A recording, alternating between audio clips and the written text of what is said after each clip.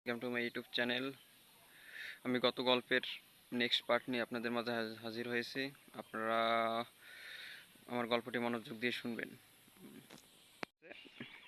আর ফ্যামিলির কাছে গিয়ে বলছে যে হ্যাঁ, ওই ছেলে, তোমার ছেলে এক মেয়ের সাথে কথা বলে, মানে ইমেজটা আর কি তার ফ্যামিলির কাছে ইমেজটা আর কি তার কি করলো আর কি, ব্যাড বানাই দিল আর কি।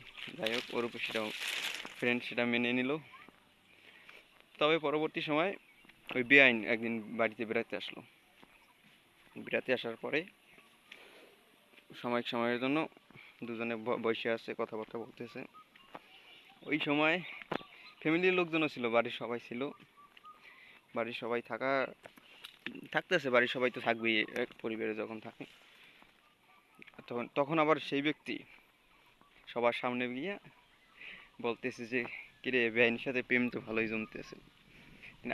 এমন একটা সিচুয়েশন চলে গেছে তখন। তো মেয়েটা অনেক লজ্জা পাইছে এবং অনেক ব্যাপার স্যাপার আছে না, অনেক খারাপও লাগছে তার কাছে। ছেলেরও, আমার ফ্রেন্ডেরও তখন খারাপ লাগছে বিষয়টা, যে তখন একটা কেমন একটা পরিস্থিতি, সেটা আমি আপনাকে বুঝাইয়ে বলতে পারবো না। যদি আপনারা তো বুঝতেই পারছেন যে কি হচ্ছে তখন ওইখানে। যাই হোক, তারপর একদিন হঠাৎ আমার ফ্রেন্ড ফ্যামিলির কাছে ভালো হতে গিয়ে ওই মেয়ের সাথে একটু ডিস্টেন্স বজায় রাখতে চাইতেছে আর কি। ডিস্টেন্স মানে এতটাই ডিস্টেন্স যে আপনাকে বলে বোঝাতে পারবো না। যে ডিস্টেন্স হচ্ছে এরকম যে মেয়ের ফোন দিলে এটা ইগনোর করা, মেয়ের আগে যেরকম মেয়ের প্রতি আকর্ষণ ছিল সেটা একটু কমিয়ে দেওয়া।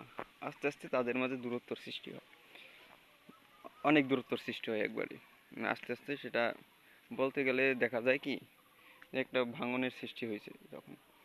যাই হোক, দোস্ত আমার তখন বুঝতে পারি নাই যে আমি কি করতেছি, কি হারাই ফেলতেছি, কি কারণে কি করতেছি। হঠাৎ যখন তাদের ব্রেকআপ হয়, মেয়ে অন্য একটা রিলেশনে জড়িত হয়, তখন অন্য একটা রিলেশনে জড়িত হওয়ার পরেই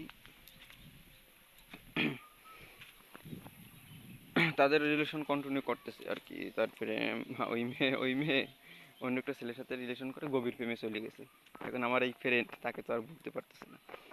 এখানে একটা কথা আছে না, যে দাঁত থাকতে দাঁতের মর্যাদা দিতে হয়, সেরকম একটা অবস্থা। তার কাছে অপরচুনিটি ছিল, কিন্তু সে সেটা কাজে লাগায় নাই। কিন্তু পরে সে আফসোস করতেছে।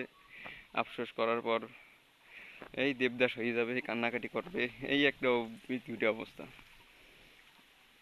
যাই হোক, আমরাও মেয়ের ওই বয়ফ্রেন্ডের সাথে ভাঙনের চেষ্টা করলাম, কিন্তু মেয়ে তো এই জিনিসটা বুঝতে পারছে যে এই কাজটা কি করতেছে।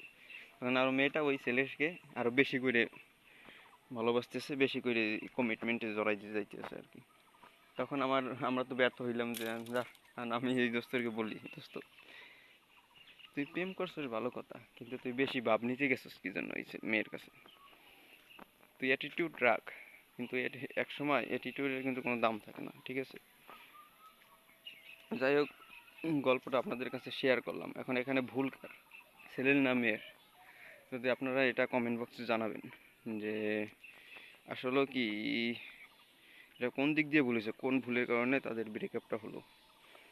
যাই হোক, এই ছিল আমার গল্প।